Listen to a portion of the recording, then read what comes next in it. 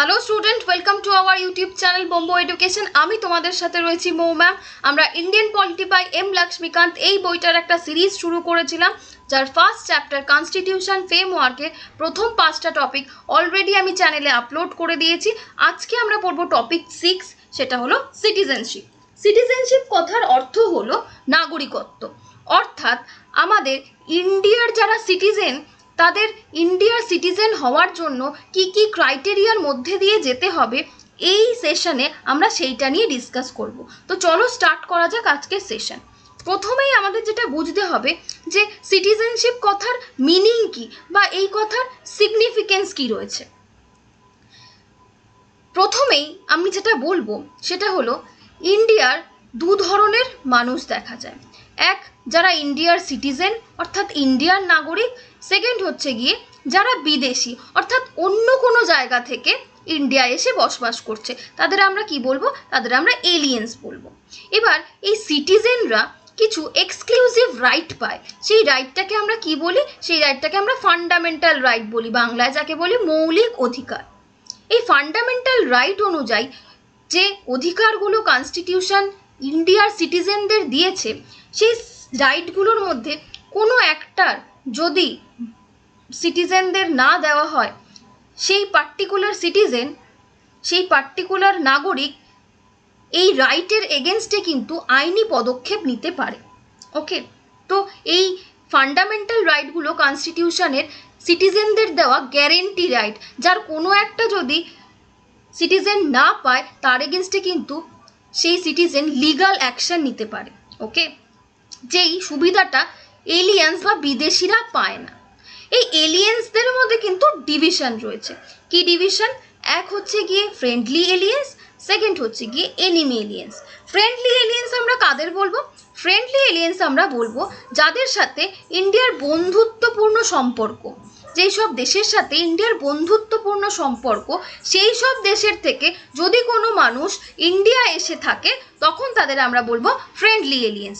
কিন্তু যেসব দেশের সাথে ইন্ডিয়ার ভালো সম্পর্ক নয়, যুদ্ধের সম্পর্ক, বা যেসব দেশের সাথে যুদ্ধ লাগার টেন্ডেন্সি রয়েছে, সেই সব দেশের নাগরিকরা যখন আমাদের দেশে এসে থাকে তখন তাদের আমরা এনিমি এলিয়েন্স হিসাবে ট্রিট করব। নেক্সট, আমাদের ফান্ডামেন্টাল রাইটস অনুযায়ী কি কি অধিকার সিটিজেনদের, ইন্ডিয়ান সিটিজেনদের দেওয়া হবে, এর একটা ভিডিও আমি অলরেডি তোমাদের করে দিয়েছি। এখানে আরও কিছু দেওয়া রয়েছে যে কি কি রাইটস আমাদের ইন্ডিয়ার সিটিজেনরা পাবে। আমরা কোনো রকম ডিসক্রিমিনেশন করব না কোনো রকম রিলিজিয়ান বা কাস্টের জন্য।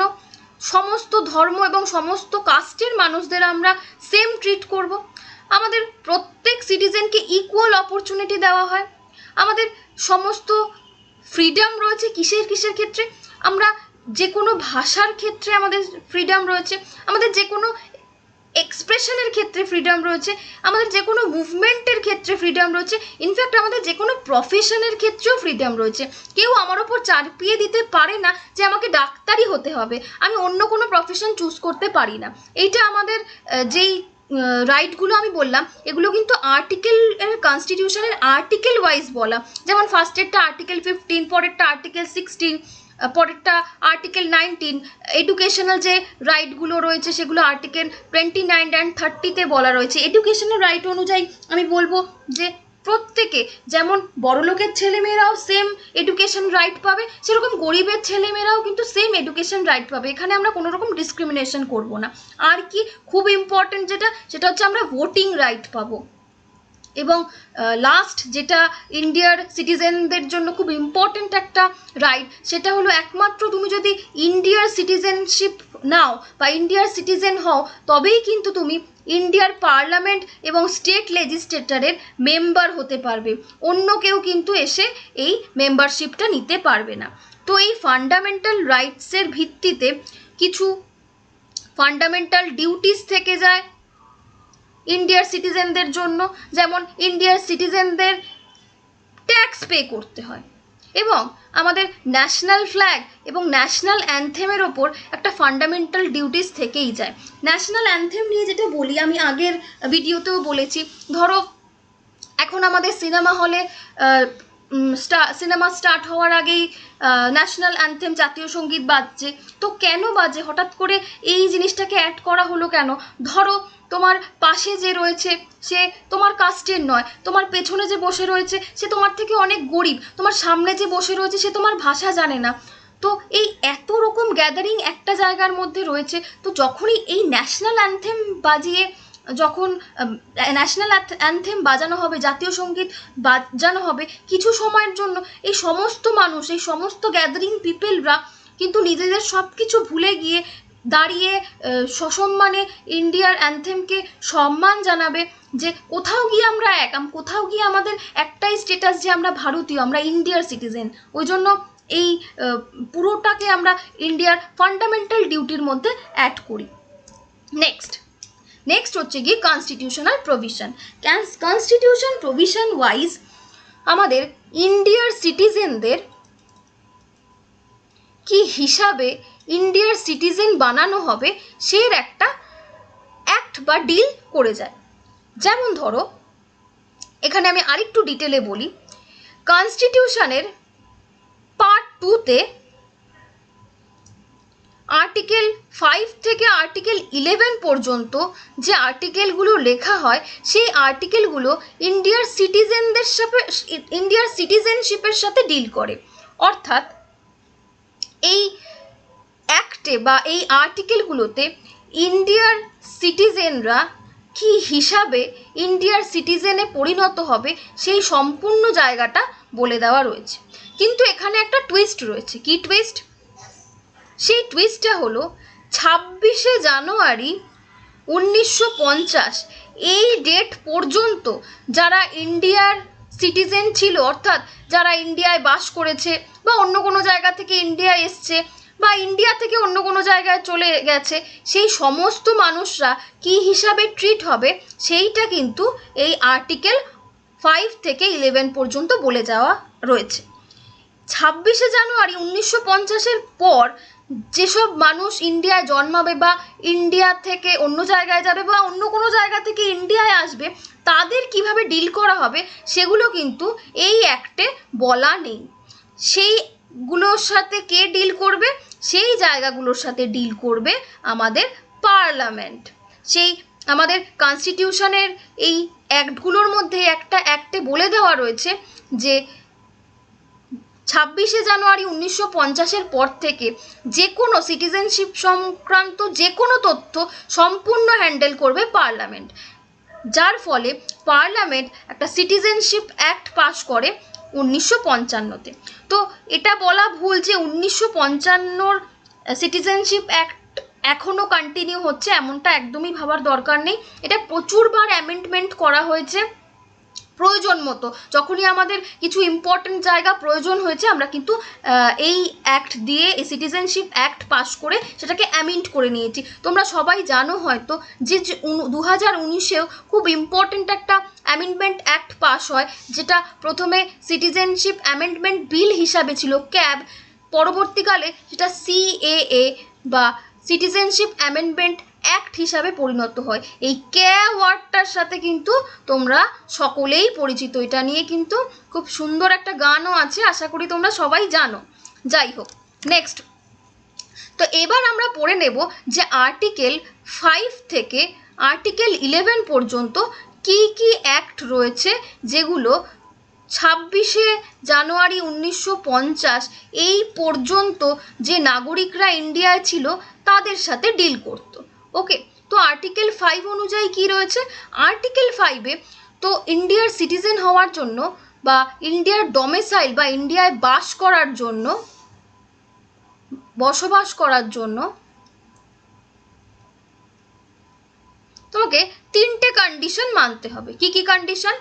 1, তোমায় ইন্ডিয়ায় জন্মাতে হবে, অথবা তোমার প্যারেন্টসকে ইন্ডিয়ায় জন্মাতে হবে, অথবা তুমি ইন্ডিয়ার অর্ডিনারি রেসিডেন্ট হিসাবে থাকতে হবে 26শে জানুয়ারি 1950-এর অ্যাটলিস্ট 5 বছর আগে পর্যন্ত। অর্থাৎ তোমাকে ম্যাক্সিমাম 1945 থেকে ইন্ডিয়ার অর্ডিনারি রেসিডেন্ট হতে হবে, তবে তুমি গিয়ে তোমাকে ট্রিট করা হবে ইন্ডিয়ার সিটিজেন হিসাবে। এবার তোমরা অনেকেই প্রশ্ন করবে যে অর্ডিনারি রেসিডেন্ট মানে কি? আমি একটা এক্সাম্পল দিয়ে বোঝাই। দেখো, ধরো তুমি নিজের বাড়িতেই থাকো এবং সেই বাড়িটাই তোমার পার্মানেন্ট অ্যাড্রেস। তো যেই বাড়িতে তুমি পার্মানেন্ট থাকো এবং কোনোভাবেই তুমি সেই বাড়ি থেকে সেই অ্যাড্রেসটা তোমার চেঞ্জ হবে না, তখন তোমার সেই বাড়িটা বা তোমার সেই বসবাসের জায়গাটা হবে তোমার পার্মানেন্ট রেসিডেন্ট। কিন্তু ধরো কাজের সূত্রে তোমার নিজের বাড়ি রয়েছে কলকাতায়, কিন্তু তুমি কাজের সূত্রে গিয়ে থাকো হচ্ছে গিয়ে দিল্লিতে। তো দিল্লির জায়গাটায় যে বাড়ি ভাড়াটা করে তুমি থাকো, সেই জায়গাটা হবে তোমার অর্ডিনারি রেসিডেন্ট। বোঝা গেল? তো এইখানের অর্ডিনারি রেসিডেন্ট মানে হচ্ছে গিয়ে যারা থাকতো অন্য জায়গায়, কিন্তু ইন্ডিয়ার সিটিজেনশিপ অ্যাপ্লাই করার জন্য সে অন্তত 5 বছর 1950-এর অন্তত 5 বছর আগে পর্যন্ত এসে ইন্ডিয়ায় অর্ডিনারি রেসিডেন্ট হয়েছে। তো এই তিনটের মধ্যে যে কোনো একটা ফুলফিল হলেই তাকে আমরা বলবো যে তুমি ইন্ডিয়ার সিটিজেন। ওকে, তো আর্টিকেল 5 এটাই বলেছে। আর্টিকেল 5 খুব সিম্পল। আর্টিকেল 6-এ কি বলেছে?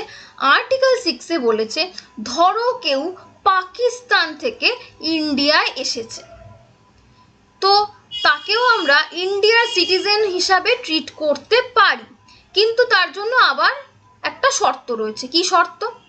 যদি কোনো মানুষ 19শে জুলাই 1948 1948 এর আগেই পাকিস্তান থেকে ইন্ডিয়ায় চলে আসে এবং যদি সে ইন্ডিয়ায় নিজে জন্মায়, অথবা তার প্যারেন্টস ইন্ডিয়ায় জন্মায়, অথবা তার গ্র্যান্ড প্যারেন্টস ইন্ডিয়ায় জন্মায়, এই তিনটে শর্তর মধ্যে যে কোনো দুটো শর্ত যদি সে ফুলফিল করে, তবে কিন্তু তাকে ডিরেক্ট সিটিজেনশিপ দিয়ে দেওয়া হবে। ওকে, এবার ধরো আরেকটা প্রবলেম হলো যে 19শে জুলাই 1948-এর পর কিছু মানুষ এসে পাকিস্তান থেকে ইন্ডিয়ায় এসেছে এবং তারাও ইন্ডিয়ার সিটিজেনশিপ চাইছে। তাদেরকেও কিন্তু ইন্ডিয়ার সিটিজেনশিপ দেবে, কিন্তু তার জন্য তাকে একটু ওয়েট করে যেতে হবে। এবং কি প্রসিডিওর করতে হবে? তাকে একটা রেজিস্ট্রেশন করতে হবে, একটা অ্যাপ্লিকেশন করতে হবে, এবং সেই অ্যাপ্লিকেশনটাকে রান করার জন্য তাকে ইন্ডিয়ায় 6 মাস থাকতে হবে। তবে তাকে আবারও ইন্ডিয়ার সিটিজেন হিসাবে ট্রিট করা হবে এবং তার রেজিস্ট্রেশন এবং অ্যাপ্লিকেশনটাকে অ্যাকসেপ্ট করে নেওয়া হবে। ওকে, এটা হচ্ছে আমাদের আর্টিকেল 6-এর citizenship act. Next article 7। Article 7 অনুযায়ী কি হলো?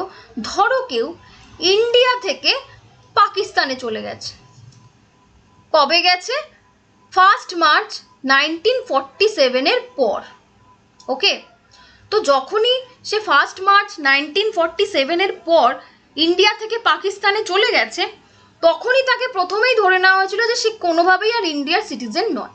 কিন্তু আমাদের ইন্ডিয়া খুব দয়ালু একটা কান্ট্রি, তো সে আবার ভেবে দেখলো যে কোনোভাবে যদি সেই ইন্ডিয়ান যে পাকিস্তানে চলে গেছিল, সে পাকিস্তান থেকে আবার ইন্ডিয়ায় ব্যাক করতে চায়, রিটার্ন করতে চায় ইন্ডিয়ায় ফর রিসেটেলমেন্ট, আবার ইন্ডিয়ায় সেটেল করার জন্য, এবং ইন্ডিয়ার সিটিজেনশিপ চায়, তখনও আমরা কি তাকে ফিরিয়ে দেব?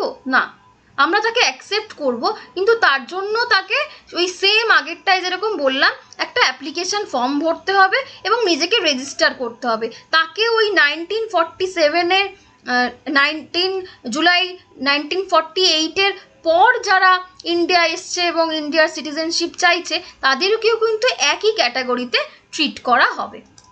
ওকে, নেক্সট হচ্ছে গিয়ে আর্টিকেল 8। আর্টিকেল 8টা একটু ডিফারেন্ট। ধরো কেউ ইন্ডিয়ায় বাস করত, কিন্তু কাজের সূত্রে সে ইন্ডিয়ার বাইরে অর্ডিনারি রেসিডেন্ট হিসাবে গেছে। সাপোজ কেউ ইন্ডিয়ায় জন্মেছে, কিন্তু চাকরির সূত্রে সে ব্যাঙ্গালোরে গিয়ে চাকরির সূত্রে সে সাপোজ ধরো কি বলবো, সে ধরো আমেরিকায় গিয়ে রয়েছে।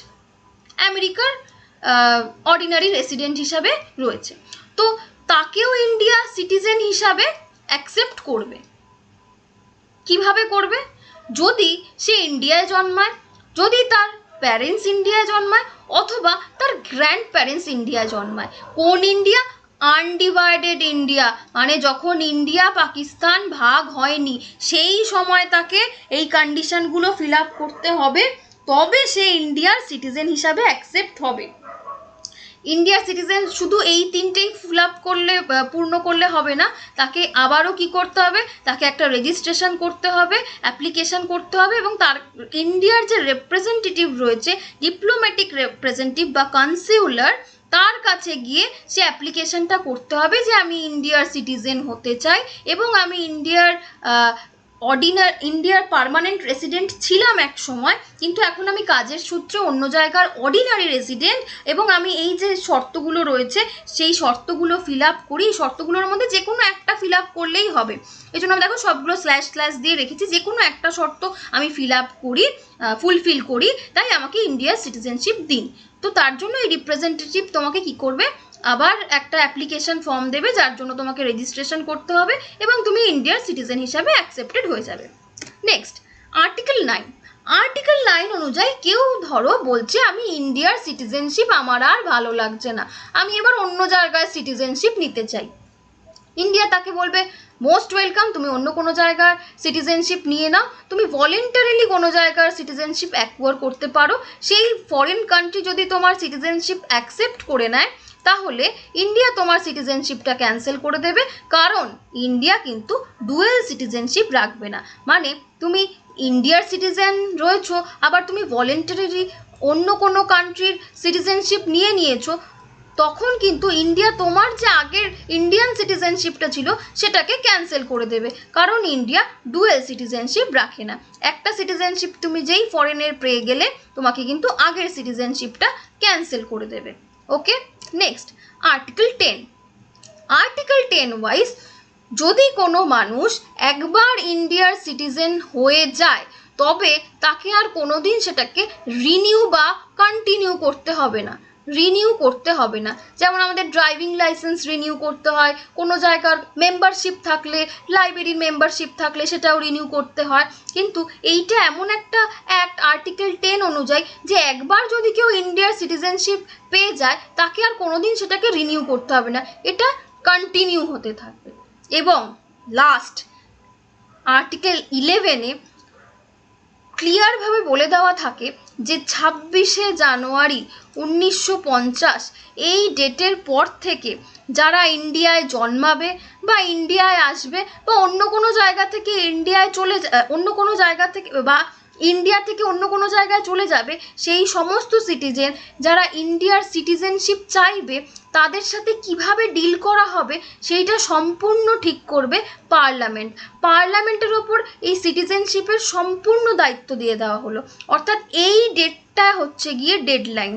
এই ডেটটার আগে পর্যন্ত যা হয়েছে সেগুলো আর্টিকেল 5 থেকে আর্টিকেল 11 পর্যন্ত মানা হবে, কিন্তু যেই এই ডেটটা পার হয়ে যাবে, কেউ 27/1/1950 এই ডেটে যদি জন্মায় বা এই ডেটে ইন্ডিয়া থেকে পাকিস্তান চলে যায় এবং রিসেটেলমেন্টের জন্য আসে, অথবা পাকিস্তান থেকে ইন্ডিয়ায় আসে বা আউটসাইড অফ ইন্ডিয়াতে অর্ডিনারি রেসিডেন্ট হয়, এই সমস্ত জায়গাগুলো ডিল করবে এবার এই পার্লামেন্ট। এবং পার্লামেন্টের হাতে একটা এক্সট্রিম ক্ষমতা থাকবে যে কোনো সময় কোনো পার্সনকে ইন্ডিয়ার সিটিজেনশিপ দিতে পারে, অথবা যে কোনো সময় সেই সিটিজেনশিপটা টার্মিনেটও করে দিতে পারে। এই সম্পূর্ণ অধিকারটা পার্লামেন্টের হাতে দিয়ে দিল আর্টিকেল 11 অনুযায়ী। ওকে, তো এই পর্যন্ত আমরা পড়ে নিলাম যে আর্টিকেল 5 থেকে আর্টিকেল 11 পর্যন্ত কনস্টিটিউশনে ইন্ডিয়ার সিটিজেনদের নিয়ে কি কি ডিল করেছে। ওকে, এবার আমরা, এটা একটা শর্ট রয়েছে, এটা আমি আবারও তোমাদের বুক থেকে কপি করেছি, তো এটা চাইলে স্ক্রিনশট নিতে পারো, যার বই রয়েছে তার দরকার নেই, সেটা পেয়ে যাবে। ওকে, নেক্সট হচ্ছে গিয়ে সিটিজেনশিপ অ্যাক্ট 1955, এটা পার্লামেন্ট ড্র করে, এবং এর পরেও কিন্তু প্রচুর ড্র হয়, প্রচুর সিটিজেনশিপ অ্যাক্ট অ্যামেন্ড হয়, এইটা ছিল ফার্স্ট। ওকে, তো এই অনুযায়ী পার্লামেন্ট সমস্ত ইন্ডিয়ানদের সিটিজেনশিপ দেবে 5টা ভাবে। হয় বার্থ হিসাবে, হয় ডিসেন্ট হিসাবে, এটা মানে হচ্ছে কি বংশ হিসাবে, বংশগত হিসাবে, অথবা রেজিস্ট্রেশনের ভিত্তিতে, অথবা ন্যাচারালাইজেশনের ভিত্তিতে, অথবা ইনকর্পোরেশন অফ টেরিটরির ভিত্তিতে। এই প্রত্যেকটা নিয়ে আমি এবার তোমাদের সাথে ডিসকাস করব। ওকে, ফার্স্ট হচ্ছে গিয়ে বাই বার্থ। বাই বার্থ মানে কি, যদি কোনো, এই জায়গাগুলো একটু মন দিয়ে শোনো কারণ এগুলো খুব গুলিয়ে যায়, একবার যদি একটু মন দিয়ে শোনো আশা করি আর ভুলবে না। ধরো কোনো মানুষ ইন্ডিয়ায় জন্মেছে 26শে জানুয়ারি 1950-র পরে, কিন্তু 1 জুলাই 1987-এর মধ্যে, মানে 26শে জানুয়ারি 1950-র পরে জন্মেছে, কিন্তু 1 জুলাই 1987, মানে এই দুটো টাইমের মধ্যে সে জন্মেছে, তখন তাকে ইন্ডিয়ার সিটিজেন হিসাবে, তখন তাকে ডিরেক্ট ইন্ডিয়ার সিটিজেন হিসাবে মানা হবে। যদি তার বাবা মা ইন্ডিয়ান নাও হয় তাহলেও সে ইন্ডিয়ান, তাহলেও তাকে ইন্ডিয়ার সিটিজেনশিপ দিয়ে দেওয়া হবে, কারণ সে বাই বার্থ ইন্ডিয়ার বর্ন করেছে, ইন্ডিয়ায় জন্মেছে। তাহলে কি বললাম ফার্স্ট লাইনে, 26শে জানুয়ারি 1950-র পরে এবং 1 জুলাই 1987 এই টাইমের মধ্যে যারা জন্মাবে তাদের বাই বার্থ, তাদের বাবা মা ইন্ডিয়ান না হলেও তাদের বাই বার্থ ইন্ডিয়ার সিটিজেন হিসাবে ধরে নেওয়া হবে। ওকে, নাম্বার টুতে কি প্রবলেম, ধরো কোনো মানুষ ইন্ডিয়ায় জন্মেছে 1 জুলাই 1987-এর পর, তাকে কি হিসাবে ইন্ডিয়ার সিটিজেনশিপ দেওয়া যেতে পারে? তাকে সিটিজেনশিপ দেওয়ার একটা মাত্রই ক্রাইটেরিয়া হলো তার বাবা মার মধ্যে যে কোনো একজনকে ইন্ডিয়ার সিটিজেন হতে হবে তার জন্মের সময়। ওকে, থার্ড কি বলেছে, যদি কেউ 3 ডিসেম্বর 2004 এই টাইমের পর জন্মায়, তাকে কিন্তু এই দুটো ক্যাটাগরির কোনো হিসাবেই সিটিজেনশিপ দেওয়া যাবে না। তাকে ইন্ডিয়ার সিটিজেনশিপ দিতে গেলে আবারও কি করতে হবে, একটা অ্যাপ্লিকেশন করতে হবে, এবং তাকে অ্যাপ্লিকেশন করতে হবে এবং তার প্যারেন্টসের মধ্যে যে বাবা বা মা থাকবে, বাবা এবং মা এই দুজনের মধ্যে যে কোনো একজনকে ইন্ডিয়ার পার্মানেন্ট সিটিজেন হতে হবে, এবং অন্য একজনকে ইল্লিগাল মাইগ্রেন্ট হলে চলবে না। মানে সে যদি কোনো জায়গায় কোনো রকম ইল্লিগালি কোনো জায়গা থেকে, সাপোজ সে আমেরিকা থেকে কোনো ভুল কাজ করে ইন্ডিয়ায় চলে এসছে, তাকে বলবো আমরা ইল্লিগাল মাইগ্রেন্ট। সাপোজ সে পাকিস্তানে কোনো রকম একটা গন্ডগোল ঘটিয়ে সে ইন্ডিয়া এসেছে, তাকে আমরা বলবো ইল্লিগাল মাইগ্রেন্ট। তো বাবা মার মধ্যে একজনকে ইল্লিগাল মাইগ্রেন্ট হওয়া যাবে না, এবং অন্য একজনকে কি হতে হবে, অন্য একজনকে ইন্ডিয়ার পার্মানেন্ট সিটিজেন হতে হবে, তবে সে এই 3 ডিসেম্বর 2004 পর জন্মগ্রহণ করেও সে ইন্ডিয়ার সিটিজেন হিসাবে থেকে যেতে পারে। নেক্সট, বাই ডিসেন্ট মানে হচ্ছে গিয়ে বংশগতভাবে। ওকে, বংশগতভাবে এখানে কি বলছে দেখো, যদি কোনো মানুষ ইন্ডিয়ার আউটসাইডে জন্মায় এবং সে 1 জানুয়ারি 1950 এবং 1 জানুয়ারি 1950-র পর জন্মায়, কিন্তু 10 ডিসেম্বর 1992 এই টাইমের মধ্যে কোনো পার্সন যদি জন্মায়, তবে এবং সে ইন্ডিয়ার আউটসাইডের পার্সন, কিন্তু সে ইন্ডিয়ার সিটিজেনশিপ চাইছে, তখন তাকে কি হিসাবে ট্রিট করা হবে, তার বাবাকে, অন্য বাবা মার মধ্যে যে কোনো একজন নয়, অনলি তার বাবাকে ইন্ডিয়ার সিটিজেন হতে হবে, ইন্ডিয়ার পার্মানেন্ট সিটিজেন হতে হবে, তবে বংশগতভাবে বাই ডিসেন্ট সে ইন্ডিয়ার সিটিজেন হিসাবে অ্যাকসেপ্টেড হবে। ওকে, সেকেন্ড দেখো, যদি কোনো মানুষ ইন্ডিয়ার বাইরে জন্মায় কত আফটার 10 ডিসেম্বর 1992, এটা হচ্ছে গিয়ে 10 ডিসেম্বর 1992 টু এর পর সে জন্মাচ্ছে, এবং কোথায় জন্মাচ্ছে? আউটসাইড অফ ইন্ডিয়া, ইন্ডিয়ার বাইরে জন্মাচ্ছে। তখন কি হবে? তখন কিন্তু তার বাবা মায়ের মধ্যে যে কোনো একজনকে ইন্ডিয়ার সিটিজেন হতে হবে বাই বার্থ। এখানে ছিল এই টাইমের মধ্যে জন্মালে তার বাবাকে অবশ্যই হতে হবে, তাকে ডিরেক্ট সিটিজেনশিপ দিয়ে দেওয়া হবে। আবার এইটাই বলা হচ্ছে সেকেন্ডটায়, যদি কেউ 10 ডিসেম্বর 1992 এর পর জন্মায় আউটসাইড অফ ইন্ডিয়া, তার প্যারেন্টসদের মধ্যে যে কোনো একজন যদি ইন্ডিয়ার সিটিজেন হয় তার জন্মের সময়, তবেই কিন্তু তাকে ইন্ডিয়ার সিটিজেন হিসাবে অ্যাকসেপ্ট করে নেওয়া হবে। এবার থার্ড গল্পটা কি দেখো, থার্ড গল্পতে বলেছে যদি কেউ 3 ডিসেম্বর 2004 এই টাইমে জন্মায় এবং সে আউটসাইড অফ ইন্ডিয়া হয়, তাকে কিন্তু কোনোভাবে ইন্ডিয়ার সিটিজেন হিসাবে চট করে অ্যাপ্লাই করে দেওয়া যাবে না, বাই ডিসেন্ট, বংশগতভাবে দেওয়া যাবে না, কিন্তু সে অন্যভাবে ইন্ডিয়ার সিটিজেন হতে পারে। কিভাবে হবে? আবার তাকে কি করতে হবে? একটা অ্যাপ্লিকেশন করতে হবে, নিজের নাম রেজিস্টার করতে হবে, এবং সেই রেজিস্ট্রেশনটা মুভ করার জন্য তাকে তার জন্মের 1 বছর পর্যন্ত টাইম দেওয়া হলো, অর্থাৎ সে জন্মানোর 1 বছর পর 1 বছরের মধ্যে তার প্যারেন্টসকে তার ইন্ডিয়ান সিটিজেনশিপের জন্য অ্যাপ্লাই করতে হবে। সেন্ট্রাল গভর্নমেন্ট যদি চায় এই 1 বছরেই পিরিয়ডটাকে এক্সটেন্ড করতে পারে। এখানে 1 বছর পিরিয়ডটা ম্যাক্সিমাম 1 বছর হয়, যদি সেন্ট্রাল গভর্নমেন্ট চায় এটাকে 1 থেকে বাড়িয়ে 2 বা 3 বছর করতে পারে, এটা সম্পূর্ণ ডিসাইড করবে সেন্ট্রাল গভর্নমেন্ট। তো কি বললাম আরও একবার রিপিট করছি।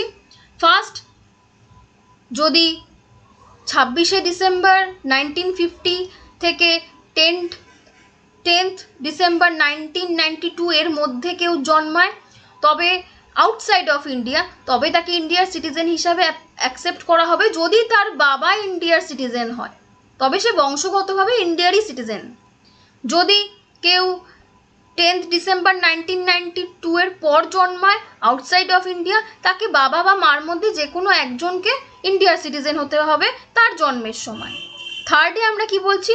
যদি সে 3 ডিসেম্বর 2004 এর পর ইন্ডিয়ায় জন্মায় বা সেই সময় ইন্ডিয়ায় জন্মায়, তবে কিন্তু বাই ডিসেন্ট তাকে আর ইন্ডিয়ার সিটিজেন হিসাবে অ্যাকসেপ্ট করা যাবে না, কিন্তু তাকে ইন্ডিয়ার সিটিজেন হিসাবে নাম নথিভুক্ত করতে হলে তাকে একটা অ্যাপ্লিকেশন করতে হবে, এবং সেই অ্যাপ্লিকেশনের ভিত্তিতে তাকে রেজিস্ট্রেশন করতে হবে। তার জন্মের 1 বছরের মধ্যে তার প্যারেন্টসকে এইটা নিয়ে মুভ করতে হবে। যদি সেন্ট্রাল গভর্নমেন্ট চায় এই 1 বছরটাকে বাড়িয়ে 2 বা 3 করতে পারে, সেটা সম্পূর্ণ ডিসাইড করবে সেন্ট্রাল গভর্নমেন্ট। সেকেন্ড হচ্ছে গিয়ে বাই রেজিস্ট্রেশন। রেজিস্ট্রেশনের ভিত্তিতে তুমি ইন্ডিয়ার সিটিজেনশিপ পেতে পারো। কিভাবে পাবে? প্রথম শর্ত হচ্ছে তোমাকে ইললিগাল মাইগ্রেন্ট হলে চলবে না। হয় তুমি পাকিস্তানে কোনো রকম গন্ডগোল করে এসে ইন্ডিয়ার সিটিজেনশিপ চাইছো, এইটা যদি কোনোভাবে প্রমাণিত হয়ে যায় তোমাকে কোনোদিন আর ইন্ডিয়ার সিটিজেনশিপ দেবে না। তো প্রথম শর্ত হচ্ছে কি ইললিগাল মাইগ্রেন্ট হলে চলবে না। সেকেন্ড হচ্ছে গিয়ে তোমাকে ইন্ডিয়ার অরিজিনে, সাপোজ তুমি ইন্ডিয়ার অরিজিনেই ছিলে একটা সময়, কিন্তু এখন তুমি অন্য কোনো কান্ট্রির অর্ডিনারি রেসিডেন্ট, তাহলে তোমায় বাই রেজিস্ট্রেশন যদি তোমাকে ইন্ডিয়ার সিটিজেন হতে হয়, তবে তোমাকে 7 ইয়ার্স ধরে অ্যাপ্লিকেশনটা মুভ করতে হবে। তখনও তোমাকে অ্যাপ্লিকেশন করতে হবে, রেজিস্ট্রেশন করতে হবে, কিন্তু সেটা করার জন্য তোমাকে 7 ইয়ার্স ওয়েট করতে হবে। ওকে, তো এখানে কি কন্ডিশন আছে? ইললিগাল মাইগ্রেন্ট হলে চলবে না। আর কি হবে? তুমি এক সময় ইন্ডিয়ার পার্মানেন্ট রেসিডেন্ট ছিলে, কিন্তু এখন তুমি অন্য কোনো কান্ট্রির অর্ডিনারি রেসিডেন্ট, তবে তোমাকে ইন্ডিয়ার সিটিজেনশিপ মুভ করার জন্য 7 ইয়ার ওয়েট করতে হবে। এবার শুধু অ্যাপ্লিকেশন করলেই তো হবে না, এই ক্রাইটেরিয়াগুলো ফুলফিল হতে হবে। কি ক্রাইটেরিয়া? হয় তাকে নিজেকে ইন্ডিয়ার মাটিতে জন্মাতে হবে, অথবা তার প্যারেন্টসকে হতে হবে। কোন ইন্ডিয়া? আনডিভাইডেড ইন্ডিয়া, মানে যখন ইন্ডিয়া ডিভাইড হয়নি, পাকিস্তান বা ইন্ডিয়া দুটোর মধ্যে ডিভিশন হয়নি, সেই সময়ে যদি সে নিজে জন্মায় অথবা তার প্যারেন্টস যদি ইন্ডিয়ার মাটিতে জন্মায়, তবে তাকে ইন্ডিয়ার সিটিজেনশিপ দেওয়া যেতে পারে। এখানে আরেকটা ব্যাপার অ্যাড করা হয়েছে, যদি সে ইন্ডিয়ার কোনো টেরিটরিতে, ইন্ডিয়ার কোনো এরিয়াতে জন্মায় যেটা 15 আগস্ট 1947 পর ইন্ডিয়ার টেরিটরিতে কনভার্ট হয়েছিল, সেই জায়গায় যদি তুমি জন্মাও তবেও তোমায় কিন্তু ইন্ডিয়ার সিটিজেনশিপ দেব। সাপোজ আমাদের 15 আগস্ট 1947 এই টাইমের আগে পর্যন্ত যেই এরিয়াগুলো ইন্ডিয়ার ছিল না, সেই জায়গায় যদি তুমি জন্মাও তবে তোমাকে কিন্তু ইন্ডিয়ার সিটিজেনশিপ দেওয়া হবে না। যদি তুমি এই টাইমের পর এমন কোনো এরিয়া, ইন্ডিয়ার কোনো টেরিটরিতে জন্মাও যেই টেরিটরিটা এই টাইমের পর ইন্ডিয়ার হয়ে গেছে, সেই জায়গায় তুমি জন্মাও, তাহলে কিন্তু তোমার ইন্ডিয়ার সিটিজেনশিপ দিয়ে দেওয়া হবে। ওকে, নেক্সট হচ্ছে গিয়ে তোমাকে এইভাবে অ্যাপ্লিকেশন করে তুমি যখন সিটিজেন হয়ে যাবে তখন কিন্তু তোমাকে ইন্ডিয়ার সিটিজেনশিপ নেওয়ার জন্য তোমাকে একটা ওথ নিতে হবে, একটা শপথ নিতে হবে যে তুমি ইন্ডিয়ার কনস্টিটিউশনের প্রতি সবসময় সমর্পিত থাকবে। Next, by naturalisation. এই ন্যাচারালাইজেশন ব্যাপারটায় কিন্তু অনেকটা টাইম লাগে। এটা একটা দীর্ঘ 14 বছরের প্রসেস। কি প্রসেস মানে, দেখবে আমাদের ভাড়াটিয়ারা যারা বাড়ি ভাড়া দেয়, তারা যদি দীর্ঘদিন একটা ভাড়া বাড়িতে থেকে যায়, সেই জায়গাটার উপর তাদের একটা নিজের দখল চলে আসে, সেটাকে বলে বাই ন্যাচারালাইজেশন। তো এই প্রসেসটা মাধ্যমে যারা ইন্ডিয়ার সিটিজেন হতে চায় তাদের একটা 14 বছরের পিরিয়ড দেওয়া হয়।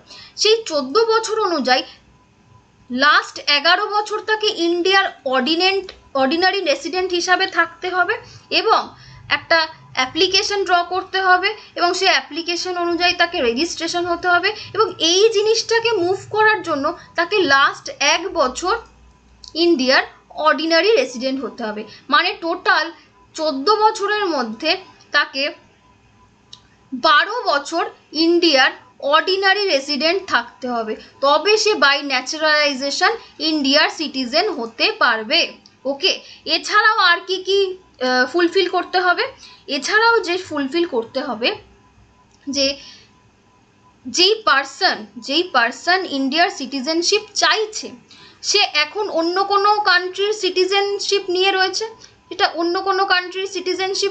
রয়েছে, তো ইন্ডিয়ার সিটিজেনশিপ পেতে গেলে সে যে আগে যে কান্ট্রির সিটিজেনশিপ নিয়েছে তাকে সেই কান্ট্রির সিটিজেনশিপটাকে ক্যান্সেল করিয়ে আনতে হবে, না হলে কিন্তু সে ইন্ডিয়ার সিটিজেনশিপ পাবে না। কারণ ইন্ডিয়া ডুয়েল সিটিজেনশিপ বিশ্বাস করে না, ডুয়েল সিটিজেনশিপ কাউকে দেয় না, যে কোনো একটাকে ক্যান্সেল করতে হবে। যদি সে বলে না আমি আগে যে কান্ট্রিতে থাকতাম সেই কান্ট্রির সিটিজেনশিপ ক্যান্সেল করব না, তাকে কিন্তু বলা হবে তোমার দরকার নেই বাবা, তুমি ফিরে যাও তোমার আগের কান্ট্রিতে, ইন্ডিয়া তোমায় সিটিজেনশিপ দেবে না। এই ক্রাইটেরিয়াটা ফুলফিল হলে তবেই তুমি 14 বছরের এই মুভটা করতে পারো, আদারওয়াইজ পারো না। এবং অবশ্যই তোমায় কিন্তু ইললিগাল মাইগ্রেন্ট হলে চলবে না, যে তুমি কোনো একটা কান্ট্রিতে থাকো, সাপোজ পাকিস্তানে, সেখান থেকে তুমি ইন্ডিয়ায় আসতে চাইছো, কিন্তু দেখা গেল তুমি পাকিস্তান থেকে ইন্ডিয়ায় কোনো ভুল কাজ করে আসতে চাইছো, সেই সময় কিন্তু অটোমেটিক্যালি তোমার এই ইন্ডিয়ান সিটিজেনশিপটা তুমি পাবেই না। ওকে, বা পেলেও যে কোনো মুহূর্তে টার্মিনেট হয়ে যাবে। আর কি হতে হবে? তাকে গুড ক্যারেক্টারের হতে হবে, ভালো চরিত্রের হতে হবে। ওকে, স্মাগলার বা জঙ্গি টাইপের কিছু হলে চলবে না। এবং তাকে ইন্ডিয়ার কনস্টিটিউশন অনুযায়ী যে 22টা স্যাংশন ল্যাঙ্গুয়েজ রয়েছে, সেই 22টা স্যাংশন ল্যাঙ্গুয়েজের মধ্যে যে কোনো একটাতে ওয়ার্কিং নলেজ রাখতে হবে, তবে তুমি ইন্ডিয়ার সিটিজেনশিপ বাই ন্যাচারালাইজেশন পেতে পারো। ওকে, পেতে পারো, কারণ এখানে একটা ওয়ার্ড লেখা আছে যে সেন্ট্রাল গভর্নমেন্ট তোমায় দিতেও পারে, তার ইচ্ছে হলে নাও দিতে পারে। এই দীর্ঘ 14 বছর পর যদি দেখা যায় যে তুমি কোনো রকম ভুল কাজ করে ইন্ডিয়ার সিটিজেনশিপ নিতে চাইছো, যে কোনো মুহূর্তে কিন্তু সেন্ট্রাল গভর্নমেন্ট সেটাকে টার্মিনেটও করে দিতে পারে। তো এই 14 বছর মুভ করার পরেও তুমি কিন্তু কোনো রকম ইললিগাল কাজকর্ম করলে সেটা ক্যান্সেল হয়ে যেতেই পারে। নেক্সট হচ্ছে কি বাই ইনকর্পোরেশন অফ টেরিটরি। মানে যখন ইন্ডিয়া স্বাধীন হয়নি, মানে 15 আগস্ট 1947 এই টাইমের আগে পর্যন্ত যে টেরিটরিগুলো বা যে এরিয়াগুলো ইন্ডিয়ার ছিল না এবং এই টাইমের পর সেটা ইন্ডিয়ায় অ্যাড হয়েছে, সেই জায়গার যে সিটিজেনরা রয়েছে, সেই সিটিজেনরা অটোমেটিক্যালি বাই ইনকর্পোরেশন ইন্ডিয়ার সিটিজেন হিসাবে ট্রিটেড হবে এবং ইন্ডিয়ার সিটিজেনশিপ পাবে। যেমন এক্সাম্পল পন্ডিচেরি। পন্ডিচেরি যখন ইন্ডিয়ার পার্ট হয়, পন্ডিচেরির যারা সিটিজেন ছিল তারা কিন্তু অটোমেটিক্যালি ইন্ডিয়ার সিটিজেন হিসাবে ট্রান্সফার হয় এই 1955 এই অ্যাক্ট অনুযায়ী। ওকে, এই অর্ডারটা আসে 1962-তে। এইটা হচ্ছে বাই ইনকর্পোরেশন। নেক্সট হচ্ছে গিয়ে এই যে সিটিজেনশিপের কথাগুলো বললাম যে 1955 এই অ্যাক্ট অনুযায়ী ইন্ডিয়ার সিটিজেনশিপ তুমি পেতে পারো এই 5টা জায়গার ওপর ভিত্তি করে, সেরকম তোমার সিটিজেনশিপ লসও হতে পারে। তুমি যে কোনো সময় তোমার সিটিজেনশিপ হারিয়েও ফেলতে পারো। কিভাবে? সাপোজ ফার্স্ট যেটা রয়েছে রিইউনিয়নেশন, এই অনুযায়ী কি রয়েছে? এই অনুযায়ী রয়েছে সাপোজ তুমি কোনো ফরেন কান্ট্রির সিটিজেনশিপ নিলে, তোমার ইন্ডিয়ার সিটিজেনশিপ আর পছন্দ হলো না, তুমি বললে আমি আর ইন্ডিয়ায় থাকতে চাই না, আমি কোনো ফরেন সিটিজেনশিপ নেব। ইন্ডিয়া বলবে কোনো অসুবিধা নেই, তুমি কোনো একটা ফরেনের সিটিজেনশিপ ভলেন্টারিলি অ্যাকোয়ার করে নাও। ভলেন্টারিলি অ্যাকোয়ার করলে ফরেন সিটিজেনশিপ যেই তোমার অ্যাকসেপ্টেড হয়ে যাবে, ইন্ডিয়ার সিটিজেনশিপ তুমি ক্যান্সেল করে চলে যাও, তো এইখানে সিটিজেনশিপ তোমার আর থাকলো না। Next, termination. যদি তুমি কোনো ইল্লিগাল কাজ করো বা ইন্ডিয়ার সিটিজেনশিপ ক্যান্সেল না করেই ফরেনের সিটিজেনশিপ অ্যাকসেপ্ট করো, সেই মুহূর্তে ইন্ডিয়া যেই মুহূর্তে দেখবে যে তুমি ফরেনের সিটিজেনশিপ অ্যাকসেপ্ট করে সেখানে চলে গেছো, ইন্ডিয়া অটোমেটিক্যালি তোমার আগের ইন্ডিয়ার সিটিজেনশিপটা ক্যান্সেল করে দেবে। এবং তুমি যদি কোনো ইল্লিগাল কাজকর্মের সাথে যুক্ত থাকো, সেই সময়ও কিন্তু ইন্ডিয়ার সিটিজেনশিপ ক্যান্সেল হয়ে যেতে পারে। লাস্ট, ডেপ্রিভেশন মানে হচ্ছে গিয়ে তোমায় যে কোনো কারণে ইন্ডিয়ার সিটিজেনশিপটা ক্যান্সেল করিয়ে দেওয়া হলো। সাপোজ তুমি জঙ্গি দলে নাম লিখিয়েছো বা তুমি এমন কোনো কাজকর্ম করছো যেই কাজকর্মের ফলে ইন্ডিয়ার যে কনস্টিটিউশন, ইন্ডিয়ার যে টেরিটরি, ইন্ডিয়ার যে সিটিজেন, সেই সমস্ত ইন্ডিয়ার সিস্টেমটা হ্যাম্পার হচ্ছে, তো সেই রকম খবর যদি তোমার নামে পাওয়া যায়, তাহলেও কিন্তু বাই ডেপ্রিভেশন তোমার ইন্ডিয়ার সিটিজেনশিপ নষ্ট হয়ে যেতে পারে। ওকে, নেক্সট হচ্ছে গিয়ে সিঙ্গেল সিটিজেনশিপ। সিঙ্গেল সিটিজেনশিপ নিয়েও আমি একটা ফুল ভিডিও বানিয়ে দিয়েছি, তোমরা চাইলে দেখতে পারো। সিঙ্গেল সিটিজেনশিপ মানে হচ্ছে গিয়ে ইন্ডিয়াতে স্টেট এবং সেন্ট্রালের জন্য কোনো আলাদা সিটিজেনশিপ নেই। ওকে, কেউ আমরা বলতে পারবো না আমরা সিটিজেন অফ ওয়েস্ট বেঙ্গল, আবার অন্য কেউ বলতে পারবে না আমরা সিটিজেন অফ মহারাষ্ট্র। আমরা সবাই বলবো যে আমরা সিটিজেন অফ ইন্ডিয়া। এইটা হচ্ছে আমাদের সিঙ্গেল সিটিজেনশিপের কনসেপ্ট। ইউএসএতে কিন্তু এমন চলে না। ইউএসএতে স্টেটের জন্যও আলাদা সিটিজেনশিপ নিতে হয়, সেন্ট্রালের জন্য আলাদা সিটিজেনশিপ নিতে হয়, কিন্তু ইন্ডিয়াতে এমন চলে না। ইন্ডিয়া সিঙ্গেল সিটিজেনশিপে বিশ্বাস করে, মানে স্টেটের জন্যও তার সেম যা ল, সেন্ট্রালের সিটিজেনদের জন্য সেম ল। ওকে, এইখানে তুমি কি কি সিঙ্গেল সিটিজেনশিপ অনুযায়ী তোমার কি কি অ্যাডভান্টেজ রয়েছে, তুমি ফান্ডামেন্টাল রাইটস মানে মৌলিক অধিকার পাবে, যেগুলো আমি ফার্স্টেই বলে এসেছি। ভোটিং রাইট পাবে, তুমি তোমার পছন্দের সরকার নিজে সিলেক্ট করতে পারবে, এবং তুমি কনস্টিটিউশনাল পোস্ট পাবে, পার্লামেন্ট বা স্টেট লেজিসলেটরে কোনো মেম্বারশিপের পোস্ট তুমি পেতে পারবে। ওকে, এবার এখানে একটা সমস্যা দেখা দেয় এই জম্মু কাশ্মীরকে নিয়ে। জম্মু কাশ্মীর কিন্তু একটা স্পেশাল স্টেটাসে বিলং করতো, মানে ওদের একটা স্পেশাল স্টেটাস, স্পেশাল মর্যাদা দেওয়া হতো। একমাত্র জম্মু এবং কাশ্মীরের সিটিজেনশিপরা ডুয়েল সিটিজেনশিপ সুবিধা ভোগ করতো, অর্থাৎ তারা একদিকে যেমন বলতো যে আমরা জম্মু কাশ্মীরের সিটিজেনশিপ, অন্যদিকে বলতো আমরা আবার ইন্ডিয়ারও সিটিজেনশিপ, দুটোই অ্যাকসেপ্টেবল। এটা অ্যাকসেপ্টেড ছিল আর্টিকেল 35A-তে, দ্য কনস্টিটিউশন অর্ডার 1958 পর্যন্ত।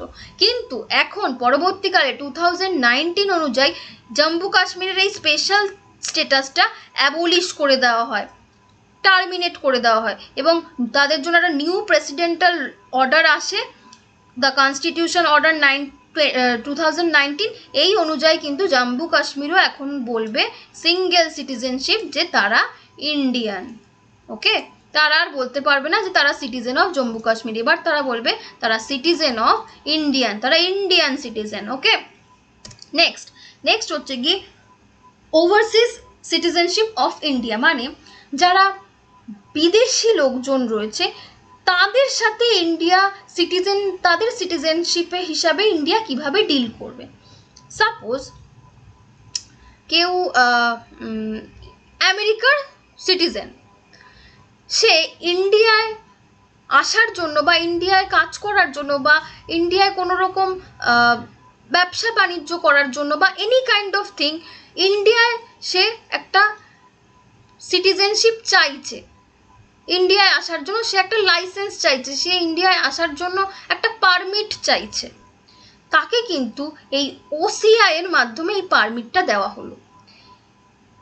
সেপ্টেম্বর 2000-এ government of India high commission India diaspora নিয়ে, ডায়াসপোরার যে চেয়ারম্যান LM সিংভি, ইনি একটা স্টেটাস মুভ করে। আগে বলি ডায়াসপোরাটা কি। ডায়াসপোরা মানে হচ্ছে গিয়ে, ধরো কেউ ইন্ডিয়ার রেসিডেন্ট, কেউ ইন্ডিয়ার পার্মানেন্ট রেসিডেন্ট, কিন্তু তাকে কাজের সূত্রে হোক বা যে কোনো সূত্রে হোক তাকে অন্য কোনো কান্ট্রিতে মুভ করতে হয়েছে এবং সে সেই কান্ট্রির অর্ডিনারি রেসিডেন্ট ছিল এবং পরবর্তীকালে সে সেখানকার পার্মানেন্ট রেসিডেন্টেও পরিণত হয়েছে। তো সে চাইলেও এই অ্যাক্টটার মাধ্যমে, এই OCI এই ব্যাপারটার মাধ্যমে ইন্ডিয়ার একটা সিটিজেনশিপ পেতে পারে, কিন্তু সেই সিটিজেনশিপটা কিন্তু ইন্ডিয়ার সিটিজেনশিপের মতো নয়, ওটা একটু ডিফারেন্ট, যেই জন্য সেটাকে আমরা OCI হিসাবে ট্রিট করব। তো এই MN সিংভি ইনি সেপ্টেম্বর 2000-এ মিটিংয়ে একটা এই ব্যাপারটাকে অ্যানাউন্স করার চেষ্টা করেন এবং সেই কমিটি রেকমেন্ডেশন অনুযায়ী পার্সন অফ ইন্ডিয়ান অরিজিন এই ব্যাপারটা পাস হয়। কারণ সে একটা সময় ইন্ডিয়ার পার্মানেন্ট রেসিডেন্ট ছিল, কিন্তু কাজের সূত্রে হোক বা যে কোনো সূত্রে হোক সে ইন্ডিয়ার থেকে মুভ করে অন্য কান্ট্রির অর্ডিনারি রেসিডেন্ট হিসাবে ছিল এবং সেখান থেকে পার্মানেন্ট রেসিডেন্টও হয়ে গেছে। তো সে যখন ইন্ডিয়ায় আসতে চাইছে তাকে তো ডিরেক্ট ইন্ডিয়া সিটিজেনশিপ দেওয়া যায় না, কারণ স্যার অন্য জায়গায় সিটিজেনশিপ রয়েছে আর ইন্ডিয়া ডুয়েল সিটিজেনশিপ বিশ্বাস করে না। তো তাকে OCI এর মাধ্যমে একটা সুবিধা দেওয়া হবে সিটিজেনশিপ হিসাবে। ওকে, তো কি পাস করা হলো? Person of Indian origin pass করা হলো। কবে পাস করা হলো? অ্যামেন্ডমেন্ট সিটিজেনশিপ অ্যাক্ট 2003-তে। তো এই অনুযায়ী একটা ওভারসিজ সিটিজেনশিপ ইন্ডিয়ার কার্ড স্কিম করা হলো। এই কার্ড স্কিমটা কততে করা হলো? 2015-এ করা হলো। এবং 2015-এ আরেকটা ইম্পর্টেন্ট কাজ হলো, এই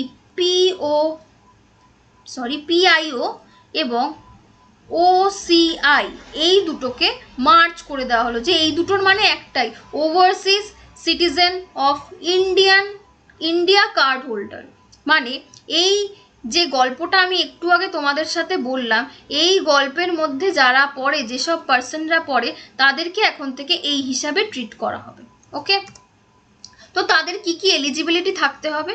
তাদের এলিজিবিলিটি থাকতে হবে, সে একটু আগেই যে বললাম যে তারা এখন অন্য কোনো কান্ট্রির সিটিজেন, কিন্তু তারা কোনো একটা সময় ইন্ডিয়ার সিটিজেন ছিল এবং সে যখন ইন্ডিয়ার সিটিজেন ছিল তখন সেই 15 আগস্ট 1947-এর পর যে ইন্ডিয়ার যে টেরিটরিগুলো ছিল সেই টেরিটরিগুলোর মধ্যে যে কোনো একটায় জন্মেছিল বা সেই কোনো একটা টেরিটরি থেকে সে বিলং করতো, তবে কিন্তু তাকে এই যে ব্যাপারটা বললাম overseas citizen of Indian card holder এই হিসাবে ট্রিট করা হবে, না হলে কিন্তু হবে না।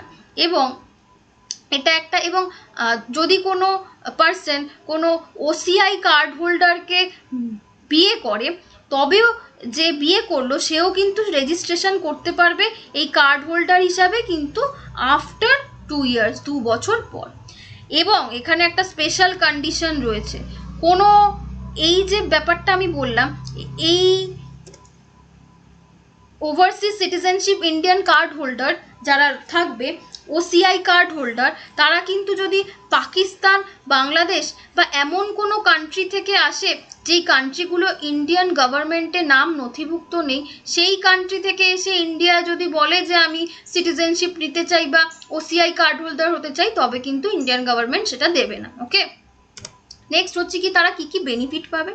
তারা একটা লাইফ লং ভিসা তাদের দরকার হবে না, যে ইন্ডিয়ার সিটিজেনশিপটা যেমন একটা লাইফ লং ভিসা টাইপের ইন্ডিয়ার সিটিজেনদের জন্য, সেরকম ওদের কোনো ভিসার দরকার নেই। তারা জাস্ট FRO এটা একটা সংস্থা, এই জায়গায় গিয়ে যদি রেজিস্ট্রেশন করে তবেই তাকে দিয়ে দেওয়া হবে। ভিসা শুধু দরকার তার জন্য যদি সে ইন্ডিয়ায় কোনো রিসার্চ পারপাস কাজের জন্য আসতে চায়, তবেই তাকে ভিসা নিতে হবে। আদারওয়াইজ এই OCI কার্ড হোল্ডার জন্য তাকে FROতে গিয়ে যদি সে রেজিস্ট্রেশন করে তবেই তাকে এই বেনিফিটসটা দিয়ে দেওয়া হবে, এই কার্ডটা দিয়ে দেওয়া হবে। সে আর কি করতে পারবে, সে ইন্ডিয়ার কোনো প্রপার্টিও কিনতে পারবে, কিন্তু সেটা এগ্রিকালচার ল্যান্ড হলে চলবে না, ঠিক আছে। আর তাকে নন রেসিডেন্সিয়াল ইন্ডিয়ান NRIদের মতোই ট্রিট করা হবে। কিন্তু তার কি কি রেস্ট্রিকশন রয়েছে, সে ভোট দিতে পারবে না, সে কোনো গভর্নমেন্টের অফিসে চাকরি করতে পারবে না, এবং সে এমন কোনো পোস্ট হোল্ডিং করতে পারবে না যেগুলো কনস্টিটিউশনাল পোস্ট, যেমন প্রেসিডেন্ট, ভাইস প্রেসিডেন্ট, জাজ of high court or supreme court এবং MLA এবং MP, এই পোস্টগুলো সে হোল্ড করতে পারবে না। এগুলো তার জন্য রেস্ট্রিকশন। বেনিফিট এই কটা, সে NRI হিসাবে ট্রিট হবে, সে ইন্ডিয়ার কোনো প্রপার্টি কিনতে পারবে, শুধু এগ্রিকালচার ল্যান্ড হলে চলবে না, তার কোনো লাইফ লং ভিসার দরকার নেই, সে জাস্ট FROতে রেজিস্ট্রেশন করলেই তাকে এই OCI এই কার্ড হোল্ডার হিসাবে অ্যাকসেপ্ট করে দেওয়া হবে। ওকে, তো এই অবধি ছিল আজকের সেশন, আমরা টপিক 6 শেষ করে ফেললাম। পরের দিন আমরা পড়বো ফান্ডামেন্টাল রাইটস। তোমরা যদি কোনো রকম PDF চাও বা আমি যা পড়াচ্ছি সেগুলোর ক্লাসের ইনফরমেশন চাও, কোনো রকম বইয়ের PDF চাও, তো তোমরা টেলিগ্রাম চ্যানেলে গিয়ে WBCS উইথ মৌ ম্যাডাম এই ব্যাপারটা সার্চ করলেই কিন্তু তোমাদের তোমরা চ্যানেলে যুক্ত হয়ে যেতে পারো এবং এই ডেলি আপডেটগুলো নিতে পারো। যদি তোমাদের সেশনটা পছন্দ হয় চ্যানেলটাকে অবশ্যই সাবস্ক্রাইব করো এবং বন্ধুদের সাথে শেয়ার করো। ততক্ষণের জন্য থ্যাংক ইউ। সবাই ভালো থেকো, সুস্থ থেকো এবং পড়াশোনা করতে থেকো। Thank you.